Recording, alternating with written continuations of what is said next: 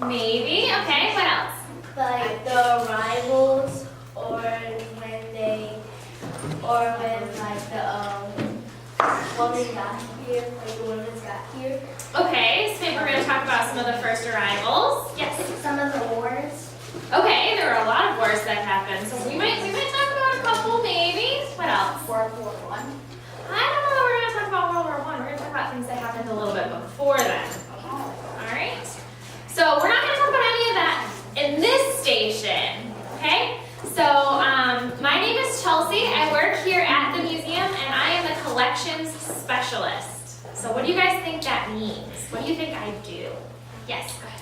You clean the artifacts. I do.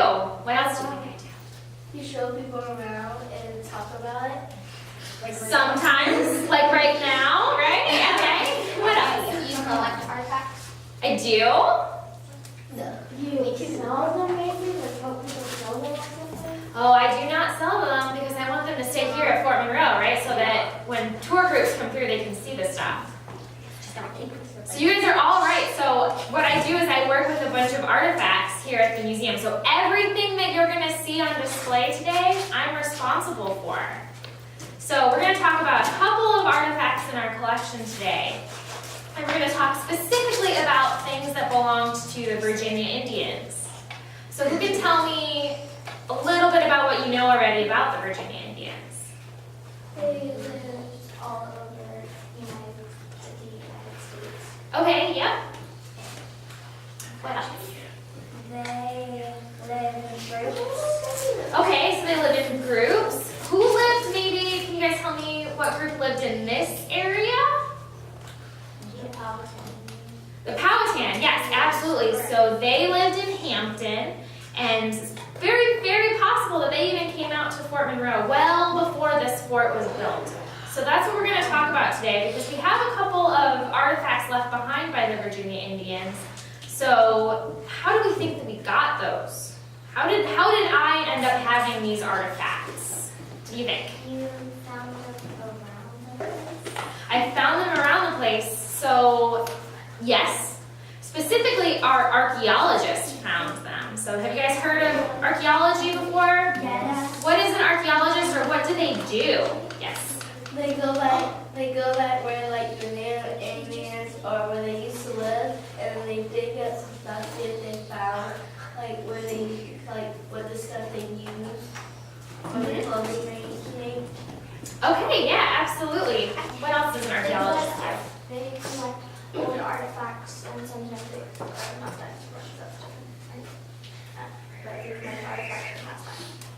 Right, so archaeologists uncover items left behind by people from the past. Specifically, we are going to talk about artifacts left behind by the Virginia Indians. And what we're going to do is we're going to take a look at those items, and we're going to analyze them a little bit. We're going to try to learn a little bit more about how the Virginia Indians lived simply by looking at the things they left behind, all right? So that we're going to do some archaeology, so I want you guys to all get ready, because you're going to be some archaeologists today.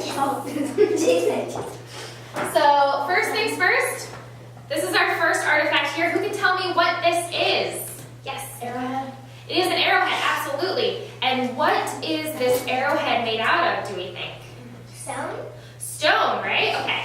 So we have this item here. We know that it's made out of stone. It's a very particular shape, right? So what shape do we think this is? Triangle. Pretty easy question. Yep, it looks kind of like a triangle, maybe a little bit like a Christmas tree almost. So we know that it's made out of stone, right? But have you ever seen a stone that looks like this? No. So how do we think the Virginia Indians took a stone and turned it into this shape here? Yes. They carved it. How would they carve it? They scraped it and stuff. What would they scrape it against? The wood. Now, what is harder, a stone or wood? So would the stone change its shape when being scraped against the wood? No. Probably not. So that means that we need something just as hard, right? So what do we think that they could have used? Yes. A stone? Right, so chances are they're probably going to use another stone. So I'm going to, in a very, very basic manner, demonstrate how this would happen. So I have my stone. This is the stone that I want to turn into my arrowhead. So I'm going to find another stone. It's about the same size. And to get started, I'm going to smash them together. What? I know, sounds kind of silly, right? But as I strike them against each other, pieces of that stone are going to chip off. And so I'm going to keep striking my soon-to-be arrowhead stone along the edges here, chipping off little pieces until I get the shape that I want. So this is going to be a very long, time-consuming process, right? Because what happens if I hit this in the wrong area? It breaks and it's completely useless and I have to start all over again, right? So people who make arrowheads have to develop a certain set of skills so that they're not wasting resources, right? So I actually have an example for you of some arrowheads that I will pass around. So be careful, guys, because the edges are a little sharp. But I want you guys to take a look at the edges and you can see where they chipped the stone off. So we'll start with one here, and we'll start with one here.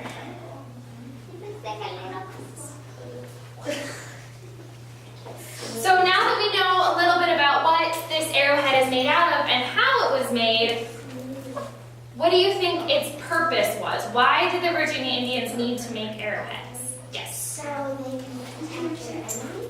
Okay, so maybe for protection, but what else? Yes? To catch food. Right, absolutely. And why do they need to catch food? So they can live.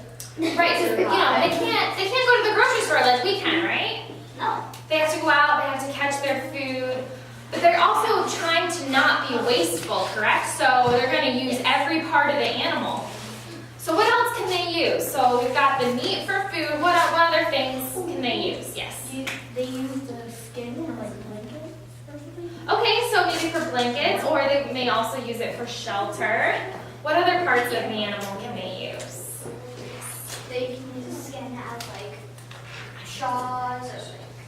Right, so for clothing maybe? Yep. Anything else? Any other ideas?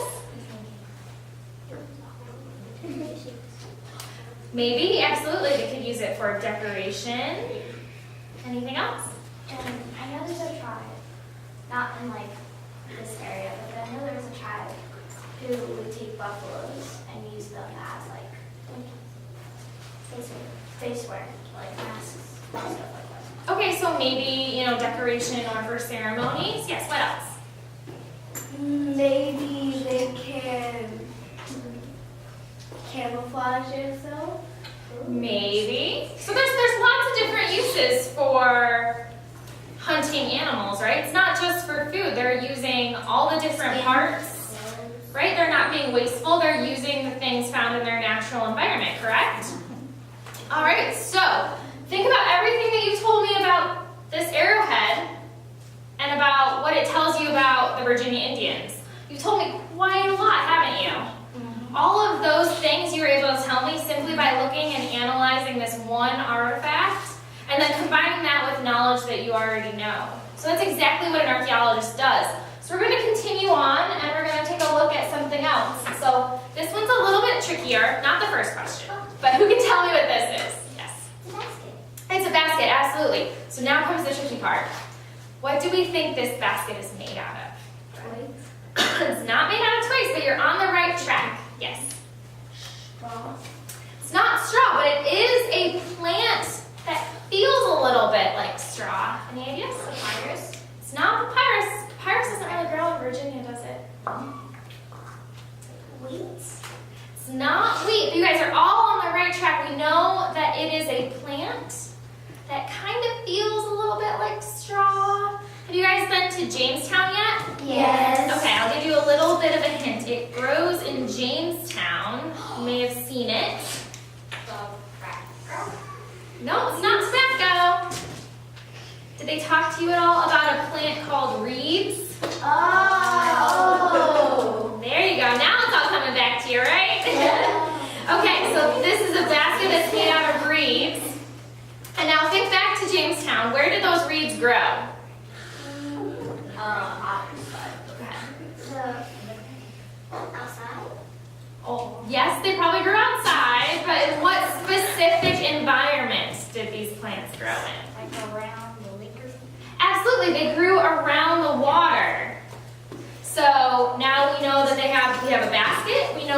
made out of, and we know where that material comes from. So what can that tell us about where the Virginia Indians had to live? If we know that this is a plant that grows near water. I lost it. That's all right. Anybody else? Yeah, they have to live by each other. Right, so they had to live near some sort of body of water, right? Because they're not going to go really, really far away to get these reeds and then bring them back to their village, right? They're going to, yeah, absolutely. They're going to live close and use whatever resources are not very far from where they live, okay? So, we have this basket. We know what it's made out of. We know where that material comes from. So that tells us a little bit about where the Virginia Indians live. Next thing, what are they putting in the basket? Yes, go ahead. Fruit or tobacco or stuff. Okay, maybe putting food in here. What else? Like, I was gonna say like food. Okay, so maybe anything else? Survival materials. Okay, so maybe some tools or something like that. That's very possible. Yes, what else? Fishies. Maybe, absolutely. So they're going to be putting some food or maybe some tools to make transportation a little easier for them. Now let's think about why they need to be collecting food. Why is that important? Yes, go ahead. So they could eat it. When are they going to eat it though? Because if I'm hungry right now, can I just eat an apple? Why do I need to store the apple in the basket? Why do I need to store the food? Yes, go ahead. In case winter comes. Right, so they're seeing that the seasons change, things aren't really growing in the winter, so maybe they're using this basket to store food for when food isn't readily available, right? So they're thinking ahead, they're using their natural environment to make materials that make survival a little bit easier for themselves, right?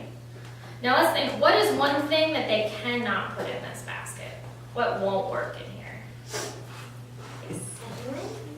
Well, hopefully they're not putting a human in this basket, but yeah, that certainly would not work. What else? Absolutely, they're not going to be able to put water in this basket, right? Because it's kind of woven, so it's just going to seep right through. So, that's going to lead us to our third artifact. Now, this isn't a very good picture here, so I actually have an artifact I want you to look at. This is a much smaller version of this, but who can tell me what this is? Yes, go ahead. It's pottery, absolutely. So it's some kind of vessel. And what can we put in this vessel? Yes.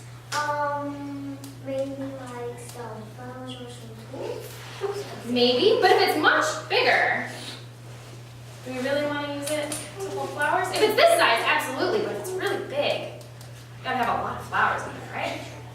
So what do you think? Water. Absolutely, water or some kind of liquid. So we know that we can't put water or soup or anything like that in this basket. We could probably put it in this one, right? Question?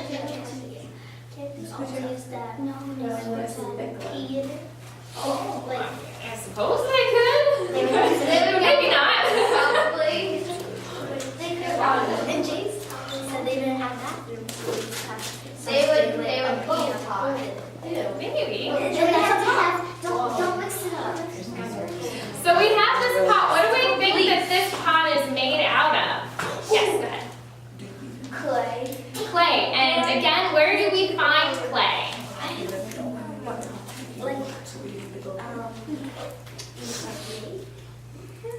But where am I going to find it in the natural world? In water? In water. So we already know that the Virginia Indians live near water because that's where they get their reeds from to make their baskets. So they're also going to use materials found near water, such as clay, to make this pot. So once we have this pot, and I form it and I use my clay, I've got a mushy pot.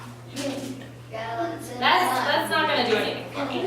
So I could let it sit in the sun, but what's a quicker way to harden this pot than just letting it sit in the sun? Like put it by the heat. Okay, what's a good source of heat that the Virginia Indians had? Yes. Fire. Absolutely. So they may put this pot over the fire, and that would harden it, right? And then I water or my soup or any other liquid that I might need, okay? So, question? When you said they got the clay from the water, how come when someone was going to water, you didn't find any clay? It only comes in certain areas, and you have to really know what you're looking for. So the Virginia Indians probably experimented a lot and figured out what kind of material worked and what kind didn't. I'm sure there was a lot of trial and error involved before they settled on clay being the appropriate material to make their pots. Yes? Is there clay in No. There is not clay in that water because this is man-made. Man-made? Water man-made. The water isn't, but the place that it's stored in is man-made, so there's not really any clay in there. Okay? So there has to be dirt in the water to make clay. Yep. Well, clay is a naturally occurring substance, so there has to be clay. Clay is different than dirt. It's kind of So let's think about everything that you've just told me about all three of these artifacts that we took a look at today. So you told me a lot about the arrowhead, you've taught me a lot about the basket, and you've taught me a lot about this pot, right? So we've combined everything, and with all of the information, you've told me quite a bit about how the Virginia Indians lived their life, right? How they were connected to the natural world and used materials that were found in their environment, and they adapted those materials to make survival a little bit easier, right? So you guys have told me quite a lot today, and that is exactly what an archaeologist would do. They would take artifacts that they've uncovered and analyze them, and combined with research, they would be able to tell the people a little bit more about how this past culture lived, okay? So you guys have done some really great archaeology today, but unfortunately, it is now time for us to move on to our second station. So if you guys could stand up and exit out this way.